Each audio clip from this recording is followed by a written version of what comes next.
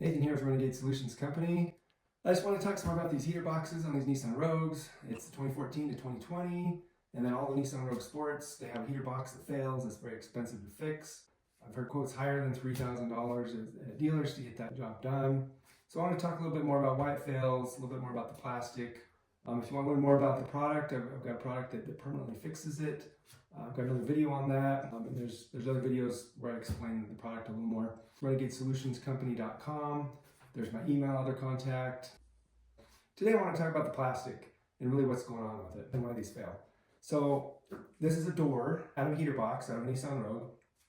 It swings this way and this way, and it blocks air. There's cold on one side, hot on the other side, and it can be stuck in the middle, and you can get any kind of temperature with it. That's why it's called a blend door. It blends the temperatures. Works really well. It's a good system. But what happens is it strips out in here. There's two cracks here. There's one right here, and then one right here. There's usually two cracks. It's usually how they fail. And this shaft, this is a gear that actually spins it, will just spin in there. And then this door does not move, and you're stuck. Usually it sticks on cold. This is not replaceable. This heater box right here, it's big and bulky. It's hard to replace, very expensive, like I said, and it's just not something you want to do. And then if you get the same parts, they're probably just going to fail again. This is polypropylene. It's strong under different temperatures. That's why they use it. Hot and cold, it still maintains rigidity. What they did, and this is my theory. So this is called a gate. This is where they inject the plastic. So they have a mold. It's very expensive to get a plastic mold made. It's very precision. It has to be engineered because when this comes out of the mold, it's not exactly the same shape as the mold. It changes a little bit as it comes out, as it cools and shifts and everything. It'll warp a little bit in certain places if the plastic's too thick or whatnot. Usually they design it to have pretty uniform plastic thickness to keep that to a minimum, but the mold has to be highly engineered. But here's where they inject the plastic. The plastic comes in at a certain rate, certain pressure, certain temperature. It spreads out into the mold, and as it comes around here, it's got to make this circle here, right? And so there's one stream of plastic here, there's another stream of plastic here, and they call these net lines, basically where the streams of plastic meet. If that plastic, depending on plastic, some plastics, it's 6 degrees of difference between the two streams of plastic. They will not knit very well. They do not melt together. They do not form together very well. And so that becomes a weak point. And really the net line in any mold is, and it definitely can be a weak point. Even on these gears, there's net lines. They put them in certain places to really minimize the impact. So there's not really any problems there when it's engineered right. For whatever reason, these didn't knit together very well, and so they crack and they spread out. So that's part of the problem. There's videos online. I've heard people talking about this. Well, they just fix the cracks. You can put super glue in the cracks, hold them together, let it dry, and that'll fix the problem. It really doesn't, because the other problem with this plastic is it's not very abrasion resistant. And I'll show you here in a minute what I mean. I'll do a demonstration. The gear here is not made out of polypropylene. It's made out of a nylon. I think it's a nylon 6, not entirely sure. But Nissan actually did a pretty decent job on it. That's why I copied it. I copied this gear because it is a perfect small module gear.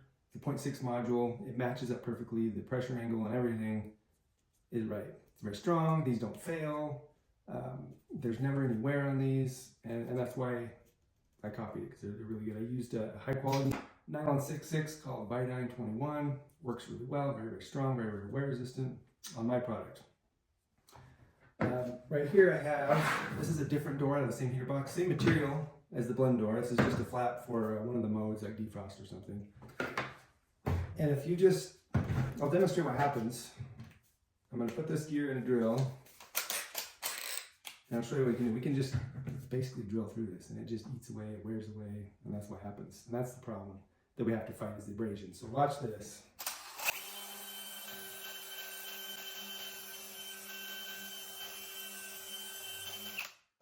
Look at that, it's just going right through it. This gear, the gear looks great. Now if I keep going, I can go right through this thing.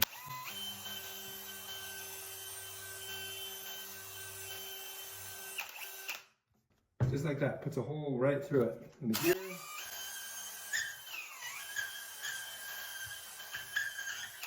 I mean, it just flakes away and everything. When I take these apart, when they have the problem, there's always flakes of plastic everywhere. It just flakes out.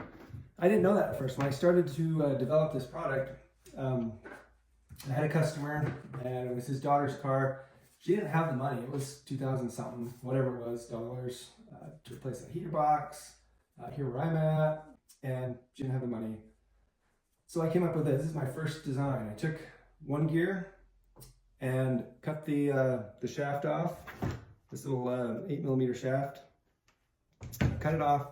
I plastic welded it on here, a plastic welder. I love making things.